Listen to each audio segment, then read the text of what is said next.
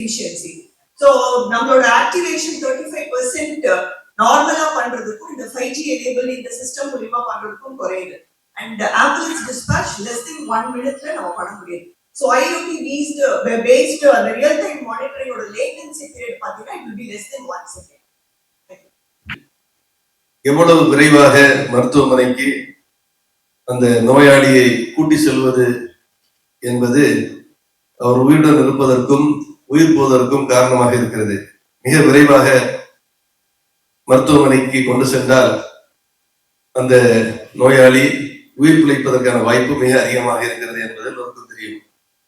இப்பொழுது இந்த ஆம்புலன்ஸ் என்பது ஒரு டிரான்ஸ்போர்டேஷன் எக்யூப்மெண்டாக மட்டுமல்லாமல் அது ஒரு மூவிங் மருத்துவமனையாக, நடமாடும் மருத்துவமனையாக செயல்படுவது இந்த 5G கனெக்டிவிட்டி மூலம் மருத்துவமனையில் இருக்கின்ற மருத்துவர்களும் அந்த ஆம்புலன்ஸில் செல்கின்ற அந்த டெக்னிக்கல் ஸ்டாஃபும் தொடர்ந்து அந்த பேஷியன்ட் மருத்துவமனையில் சென்று சேருவதற்கு முன்னால் தேவையான மருத்துவ உதவி செய்வதற்கு மிக உதவியாக இருக்கும் என்பதை இந்த நிகழ்ச்சி நமக்கு அனைவருக்கும் தெரியப்படுத்துகிறது.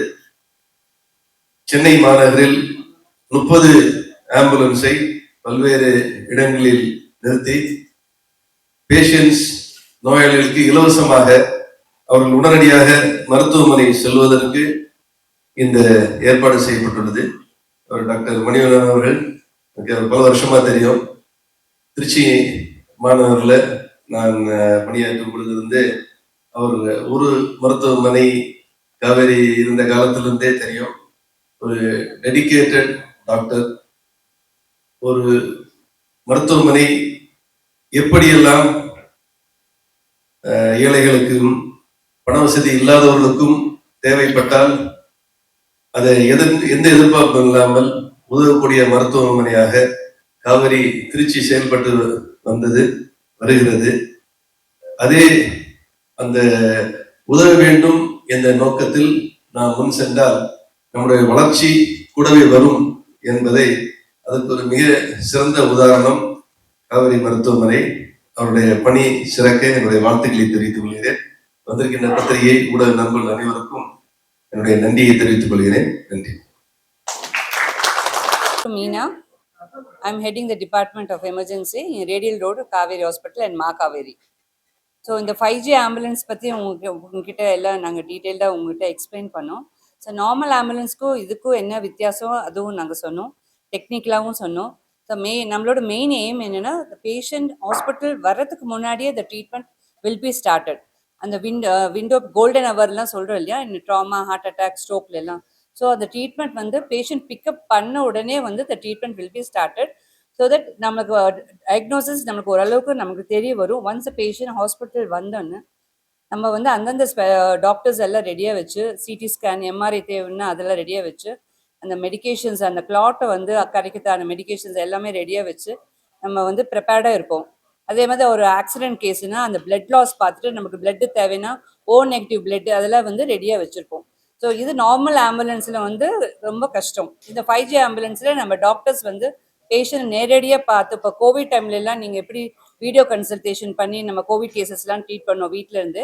ஸோ அது மாதிரி பேஷண்ட் பிக்கப் பண்ண உடனே அந்த கன்சர்ன் டாக்டர்ஸ், எமர்ஜென்சி ஃபிசிஷியன் லைவாக பேஷண்டோட வைட்டல்ஸ்லேருந்து கண்டிஷன்லேருந்து பார்த்து அந்த பேராமெடிக் ஸ்டாஃப்க்கு நாங்கள் இன்ஸ்ட்ரக்ஷன்ஸ் கொடுத்துட்டே வருவோம். So that patient will reach the hospital safely.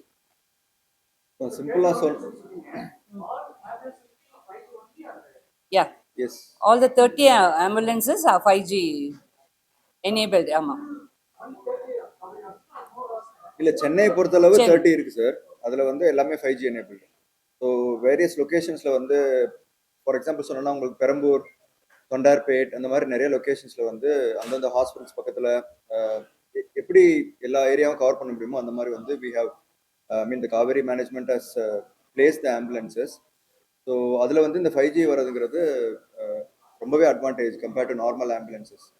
So ma'am சொன்ன மாதிரி நம்ம இந்த பைலட் ஸ்டடி பண்ணும்போது எங்கே இதுலையுமே ஒரு 46 வயசு உள்ள ஒரு பேஷண்ட் வீட்லேயே கொலாப்ஸ் ஆகிட்டாரு. அவரை என்ரூட்லேயே ரெசிஸ்டேட் பண்ணிட்டு, லைக் இந்த கார்டியோபல்மரி ரெசிஸ்டேஷன் சொல்லுவாங்க இல்லையா, அது பண்ணிட்டு அதுக்கான மெடிக்கேஷன்லாம் கொடுத்து we're able to guide properly. So on the patient treatment பண்ணிட்டு எங்க ஹாஸ்பிட்டல்ல இருந்து he went walking home. So வெறும் 46 வயசு தான். ஸோ அந்த மாதிரி we have had good examples pilot பண்ணும்போது. ஸோ எங்களை பொறுத்தளவு இந்த இதை நம்ம அப்ளை பண்றதுனால it will tremendously